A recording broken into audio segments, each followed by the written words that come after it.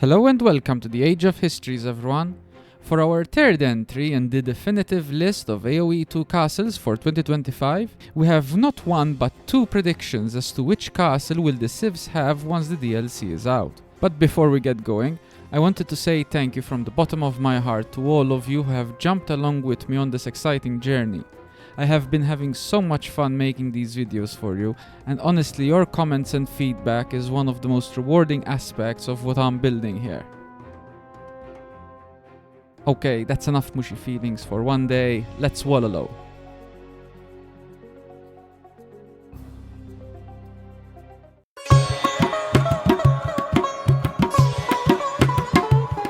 Unlike other examples of castles that have clear real-world inspirations or even near-exact copies, the Dravidian castle's inspiration is not so clear.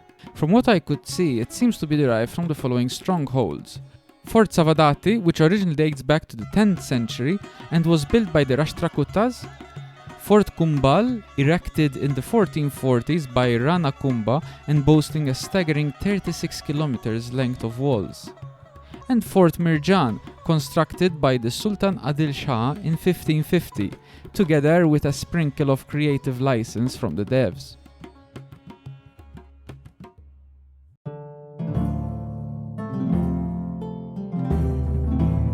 The Italian castle is my third anticipation of this series following the Japanese and Saracen predictions made in the previous videos.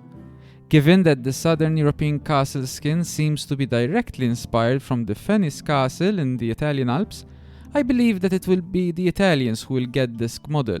Venice castle, located in the Aosta Valley and built in the early 13th century by the Shalan family, it dominates the only road through the mountain pass and thus served an important stronghold for the Duchy of Savoy.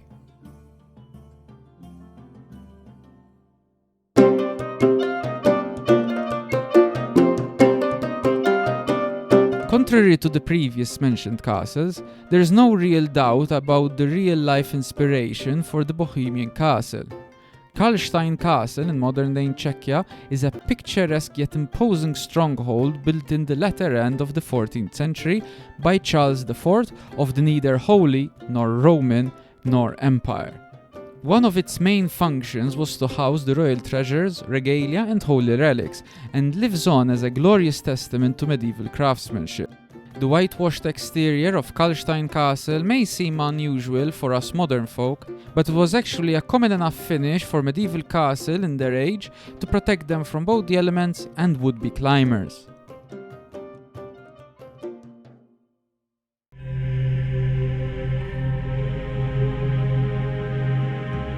For the true heirs of Rome, we have our first prediction involving the new skins that were unveiled in the DLC announcement. I'm going out on a limb here and say that this one is an obvious inspiration from the Theodosian walls of Constantinople. These beautiful stone walls, of which only a few sections still remain of the original fortification, were built in the 4th century by the Roman Emperor Theodosius II to protect against the emerging threats from the northern steppes. These walls held firm against nearly 1,000 years of sieges, never to be breached until the Crusader betrayal in 1204 and the eventual fall of the Roman Empire in 1453.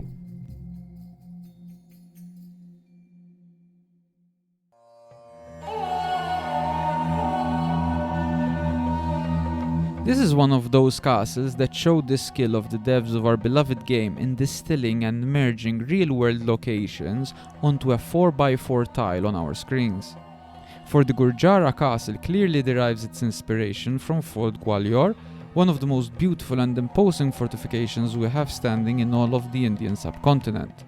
First built in the 8th century and repeatedly upgraded for many generations hence by the Tomar dynasty, this stronghold sits atop the 100-meter-tall Gwalior Hill that commands the region and served as a keystone of their power for nearly 7 centuries. Following these castles, we now have covered 15 of the 50 civs which we will be blessed with once the DLC comes out. For those of you still here, I would like to thank you for watching and ask you to help feed the mysterious algorithm by pressing the like and subscribe buttons so the video can reach other Age fans just like you. With this third video, we have covered all the specific Civ castles we have, and the ones remaining I am not confident enough to make predictions on. So the next entry in this list will come out as soon as the DLC is released, where we shall immediately dive into each and every one of the new castles and their real-world inspirations. So goodbye for now, and thank you for watching.